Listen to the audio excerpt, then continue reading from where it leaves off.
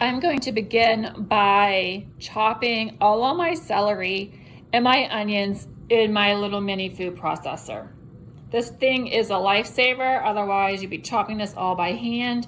I just cut up into small pieces and then I throw it into my chopper. It's ready to go. Just like that.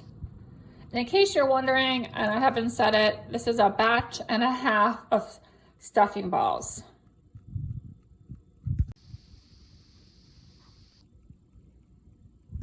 My onion and celery are all chopped, so I have my large skillet out, and then I'm going to start melting my butter, and I'll add my onions and my celery in and saute them till they're translucent.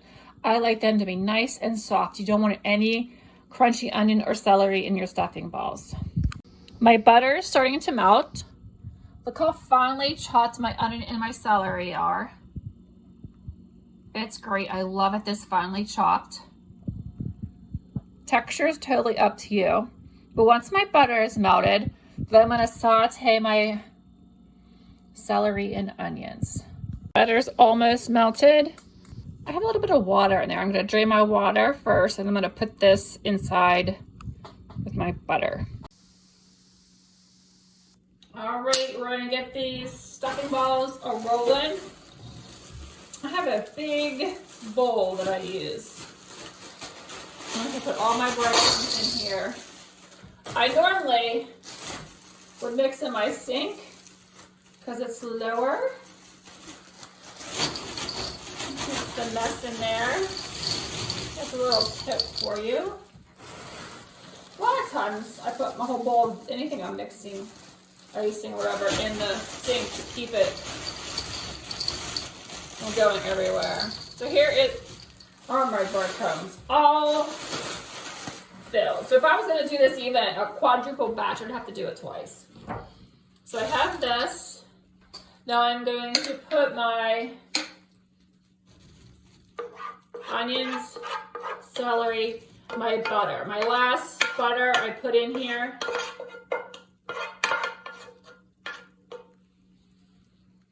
So it would melt. Now this is still really hot, so I don't know, I should have waited a little bit. So I have those in there. Here are my eggs. I have 9 eggs because I'm doing a batch and a half. So I'm just gonna mix these up.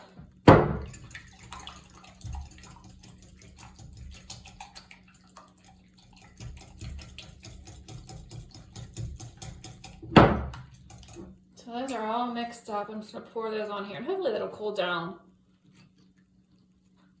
my celery and onions. So that's all in there. Now I'm going to add my seasonings. Now I don't measure. I just do it by look. This is my Lawry seasoning. Put some of that seasoning salt in here. My poultry seasoning. Once again, I don't measure. Salt,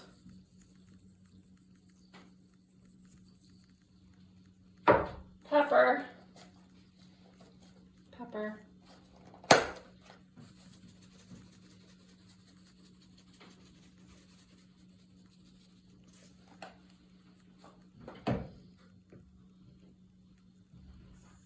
now I'm going to put my chicken broth. I have 4 cups right now. This calls for batch and a half. 1 batch calls for 3 cups.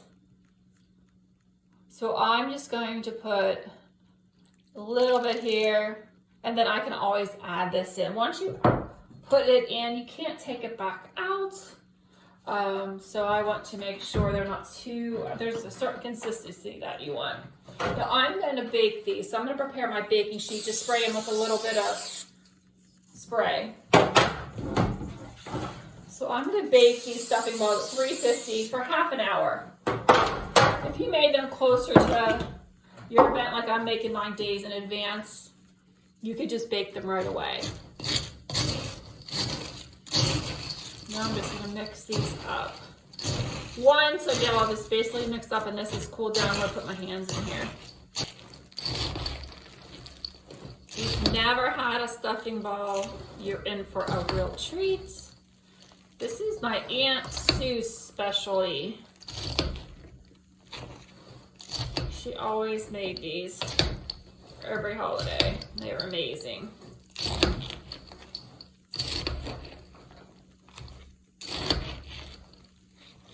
Just like the beef and bean on the channel. That's my mom's specialty and it's so good.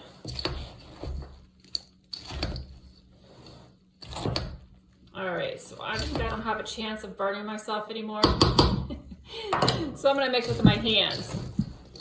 That way you make sure every single piece of bread is coated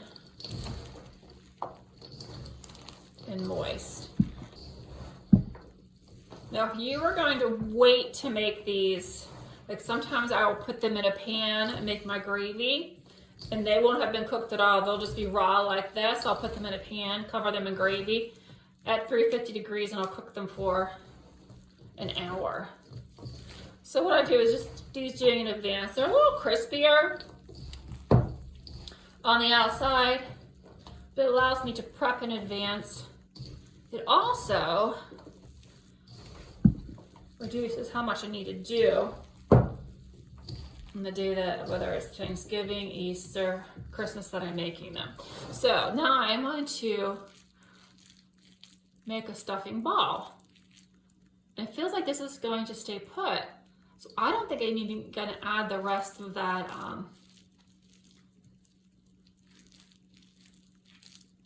chicken broth. So look, so these are good. This is about a palm size. That's how I make them. This might be a little bit too big, so we'll take some out. Just mush them together, just like that, and put them on your prepared pan.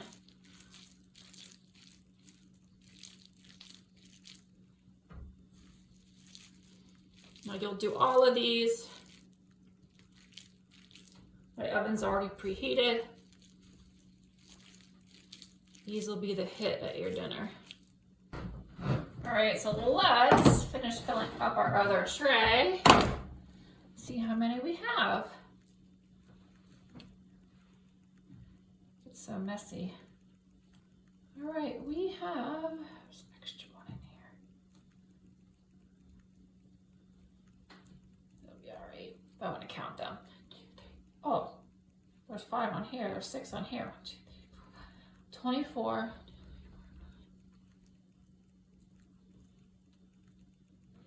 Where am I going to put this?